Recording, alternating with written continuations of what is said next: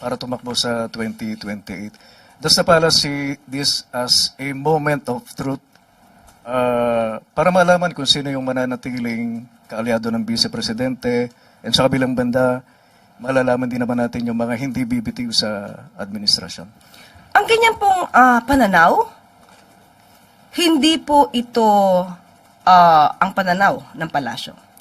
Irrelevant po ang pagdideklara ng Vice Presidente na siya'y tatakbo bilang Pangulo. Bakit irrelevant? Hindi po yan ang nakikita ng Pangulo sa ngayon dahil hindi po kinakailangan magwatak-watak ang Pilipino.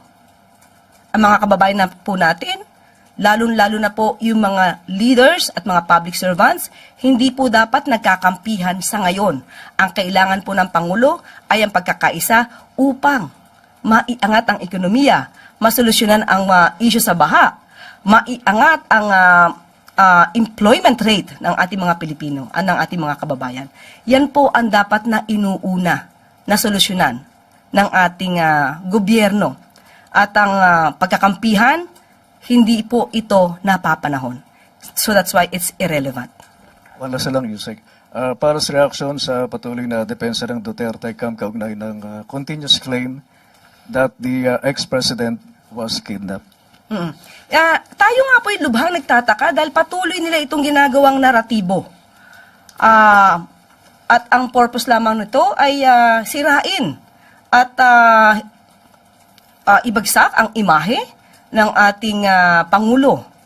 Dahil mismo si dating Pangulong Duterte ang nagsabi na siya ay willing magpa-aresto kapag nandyan ang warrant of arrest. At ito nga po ay aking nakita sa isang news kung saan Philippines Duterte says he will accept arrest if ICC issues warrant. Ito ay may date na March 10, 2025 at itong salaysay na ito ay nakuha pa nung siya ay nasa Hong Kong. So alam niya na magkakaroon ng pagsisilbi ng warrant of arrest. At ito pa ang sinabi niya, and I quote, assuming it's, referring to warrant, assuming it's true, why did I do it? For myself, for my family, for you and your children, and for our nation. If it is truly my fate in life, it's okay. I will accept it. They can arrest me, imprison me. He was not scared of the ICC and told it to hurry up on its investigation. So, papaano nilang masasabing may kidnapping kung mismo ang dating Pangulong Duterte ay handang magpa-aresto kapag ang warrant of arrest ng ICC ay nandyan na? Salamat po, Yusek. Susunod pong magtatanong, Ivy Reyes, Bilyonaryo. Hi, Yusek. Good morning. Political scientist Antonio Contreras said that if the elections were held today, a Leni presidency endorsed by PBBM could defeat Vice President Sara Duterte. Any reaction from the Palace Point? Is there anything on the table yet?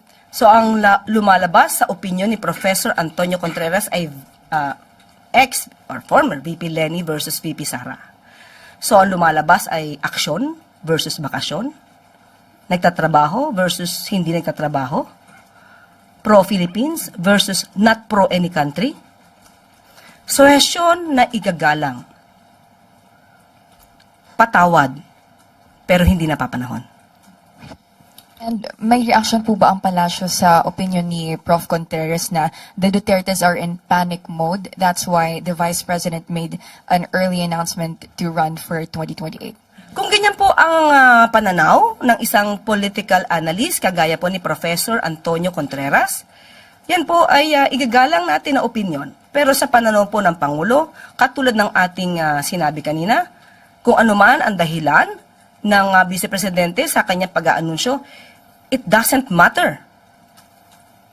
It doesn't matter at all sa ngayon. Dahil hindi po yan ang focus ng Pangulo. Ang focus ng Pangulo, magtrabaho, hindi para mangampanya at i-promote lamang ang sarili para sa susunod na eleksyon. Susunod pong magtatanong, Heidi Sampang, FEBC. Good morning, Yusek. Other matters lang po. May movement na naman po sa presyo ng mga produktong petrolyo, possibly next week.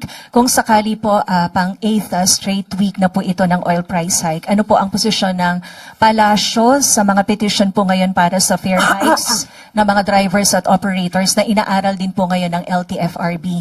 May bago po bang directive ang ating Pangulo hinggil po dito?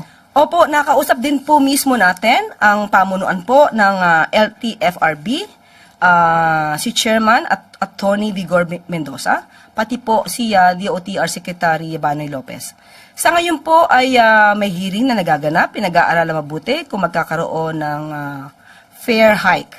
At ayon naman din po sa LTFRB, ang patungkol po sa hinihiling ng mga jeepney operators and drivers, mukhang hindi pa po napapanahon, premature, dahil po meron pong provisional fare increase sa halagang 1 peso at ayon sa kanilang computation, itong provisional grant na ito na fare hike na 1 peso ay nako-cover pa po ang fuel cost para sa jeepneys. At ayon din po sa sinabi ni Chair Mendoza, ang hiling naman din po ng mga jeepney operators at ng jeepney drivers ay hindi particular sa fare hike, kundi para labanan yung kolorum. At katulad ng ating inireport kahapon, nilalabanan po, especially ang proyekto po ng LTO ni ASEC Lacanilaw, nakakahuli po sila ng mga kolorum. At, pero ang priority po ngayon ng LTFRB kung magkakaroon po ng fare hike ay ang mga buses. Dahil wala po silang temporary fare hike.